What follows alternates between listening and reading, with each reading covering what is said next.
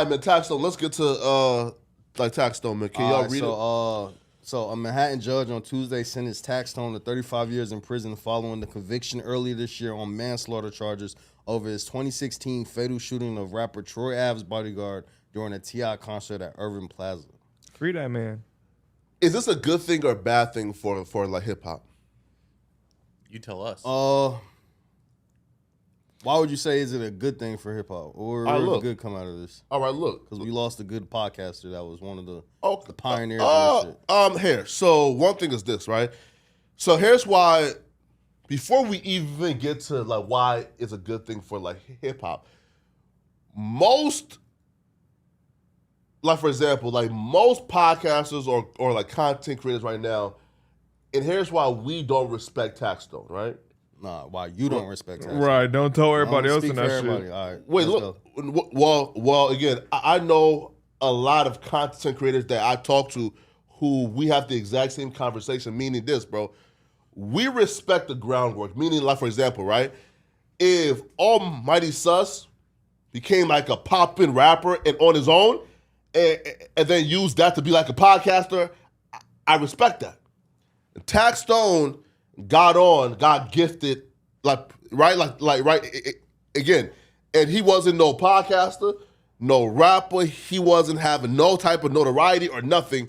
He got gifted this opportunity. He got planted into the culture without doing no groundwork. So one, I already don't do not respect that, right? Because he never did no groundwork, and that's why he was so willing to throw away his like opportunity. Because he never had to work for it. He never had to grind for what he got. So he could like crash out like this without even thinking about it because he never had to put in work for it. He's not even crashing out because he didn't put in work. Hold on. All right. For one, putting in work, you're just trying to say because Charlamagne the God gave him an alley-oop and he kind of launched his career? That's what you're saying? It's beyond that, though. Then how are you saying that? Because the groundwork was him. He was early on doing the podcast. Nigga, what are you saying? He walked so niggas could run. Yeah, he was doing the podcast like at one point. Back when everybody was saying that shit was goofy. Joe Budden and this nigga, like it wasn't that many like the Bro, he was doing it when everybody was saying that shit was goofy. Like, oh, you're doing a podcast? Like niggas was looking at you crazy when Taxstone started doing podcasts. Question though. If you have loudspeakers, if you have MTV, if you have Charlamagne, and then like you've had three of the biggest podcasts at that time, right? With Brilliant Idiots, The Read, and then the Combat like Jack Show, right? They gave you your fucking all the again though, and he made and he made out with exactly what he was supposed to do, which is you like take the reins from it and like don't look back. But he was gifted everything from everybody. So he never had to do the groundwork for it. So hence, he was more than willing to throw it away and crash out because he never had to suffer to grind. I mean, the only reason... Wait though. I feel like you are suffering the grind when you just growing up in the hood, my personal opinion. All right, but Flock, are you saying that he's willing to crash out? The only reason he even got in the podcast space because he's been on some crash out shit in the first place. The whole shit is that he did some shit for Charlamagne the God, if you know, you know type shit, which got him in the position. So he's always been on some crash out street nigga shit anyway. So like, I'm not surprised that he crashed out later on in life. No, wait though. Exactly my point when I say like, content creators behind the scenes, the conversation is this nigga ain't never did no groundwork to be where he's at. He got gifted opportunity by the infrastructures and the corporations like MTV, Loudspeaker Network, et cetera, et cetera. So hence, we don't respect this nigga off the rip. But that's beside the point though. Next point is this. This motherfucker here, right, brought bullying, intimidation, and like he like was like the first introduction to what a true hating ass nigga is when it comes to podcasting and hip hop media. Taxstone would harass artists. Taxstone would hate on a nigga. Taxstone was a bully. Like for example, bro, Taxstone brought on Joe Budden on, right? And Taxstone reason for threatening to fuck up Joe Budden on that podcast was because Joe Budden wouldn't answer the question. Well, no, right? Well, yes, but no, right? Because Joe Budden apparently like was more open and like was telling like Charlamagne the God like much more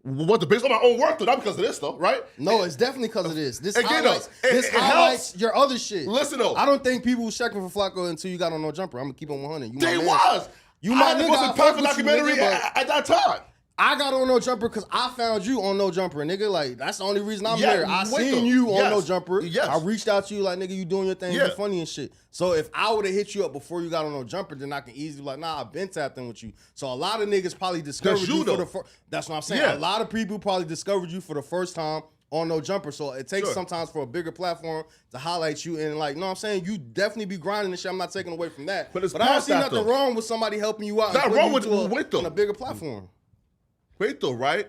Like wait though, like okay. So like, there's a big there's a big like disconnect here, right? I'm talking about you have to curate your own audience first. That's how you like deflect the industry plants, like the title, right? saying that he did curate an audience on Twitter. He definitely did. Stop it, his bro. tweets was all viral and shit. That's how it starts. He was big from his Twitter though. That's a fact. Like, no, he wasn't. Yes, he was. He had like 5,000 followers, so I mean, but that's all he was, right? Like, stop it, bro. I ain't even finna do this. Stop it, bro. Listen, I'm not familiar enough with Taxstone to be able to argue with y'all. I'm not that hip to him. Like, you know what I'm saying? Like, I know what he had going on, but I'm not that hip. Was you hip to Flacco before Flacco got on No Jumper? Nah. It's the same type of thing, bro. But so I wasn't super hip to podcasts of 40,000 people. He was not no content creator. I feel what you're saying. He ain't built no Flacco's audience. saying that he had a YouTube channel. It don't matter how big or small it was. He already had a YouTube channel. He's saying this nigga just was tweeting, and then Charlamagne just was like, "Here you go." But a lot of people before YouTube, before a lot of people was doing the YouTube shit, a lot of people was doing the Twitter shit where they was building. What Twitter shit? Tweeting? A lot of people built fan bases off just tweeting and people expressing themselves through Twitter. 100%. And he had, like 5,000 followers before max. the evolution of the podcast, man. You're not right. He walked. A lot of niggas can run. He's a pioneer. It was 2016, 2015. That shit was real That's when different. niggas was. Shit was very different in the podcast world. But YouTube was there. There was a bunch of other avenues to be. But it wasn't this easy. It wasn't this easy big on YouTube. Podcast wasn't big on podcast YouTube. big on YouTube in 2014. It was very hard to get your algorithm cracking. But it's past that though. I'm just talking about him curating and building his own audience. He never did so hence he's an industry player. Again, he actually grinded afterwards and built something for himself, which I would say, right, cool. But he started off as an industry player that was given opportunities by MTV, by Brilliant Idiots, right, by the Loudspeaker Network, right, by infrastructure. So hence niggas like myself, we cannot respect an industry player who bro, ain't grind, ain't bleed, ain't sweat for this shit. Now, past this nigga though, right? Now, past that part, he was toxic for the fucking culture. He was a bully. He was a hating ass nigga. He harassed people. I don't personally think that hip hop should be crying today that a hating ass nigga got 35 years in jail. I am sorry. Good riddance. Taxstone is the last thing that we will want in this culture, bro. Facts. I'm not gonna say that. All right, so look, this is how I feel about that. Like, yeah, the shit, he was doing a little too much extra shit.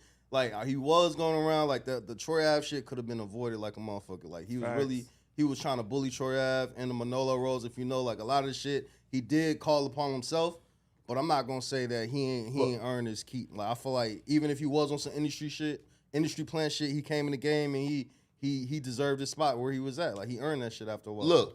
Look, Taxstone is the sole reason, right? Why and you'll have like street niggas in 2023 saying, "Oh, I deserve to be an authority in hip-hop just because I came from the streets and academics should not be speaking on it because he's not from there," right?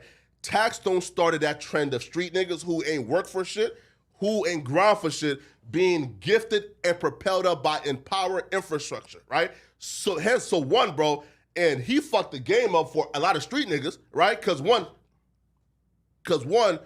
why would I have to grind and work and do groundwork if the street nigga got gifted an opportunity, right? But it don't matter about niggas ain't giving a fuck how many YouTube videos niggas is make. If you niggas don't got if you're not as charismatic, I'm saying the wrong shit. Charismatic. Yeah, that part. But look at it like this. It's not about how many YouTube videos, how many subscribers and shit you had. Nigga, can you hold the room? Like he was doing this thing. So it's not about the groundwork, how many YouTube videos, like no one gives a fuck about that shit. He came in the game and he did his thing. Wait.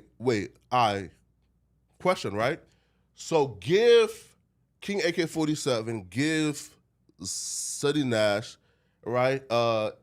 MTV, Brilliant Idiots, Charlamagne the God, and that infrastructure.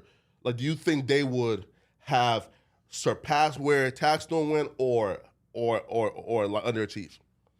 See, I don't compare them to Taxstone, but it's a Come on, man. it's the same. It's not even close, bro. Taxstone vernacular I can't even feel focus like on that he vernacular. started the lane for street nigga podcast. Yeah, they You're fall talking in about 7-8 years ago, Flacco. These guys all have 7-8 years experience of learning of that grinding. and Who? learning an infrastructure that this dude helped lay out.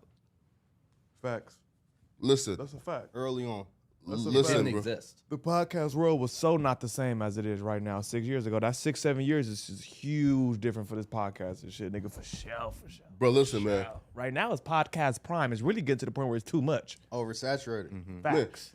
Yo. Which is a different issue that So- new media have to deal with that some like Taxstone didn't have to. Yeah, So hey. like there are absolutely different struggles. You have to acknowledge that though. Facts. That Listen, man. Listen, for us as new media, bro, we will continue to grind, do the groundwork, bleed and sweat for this shit, right? Fuck the power structure.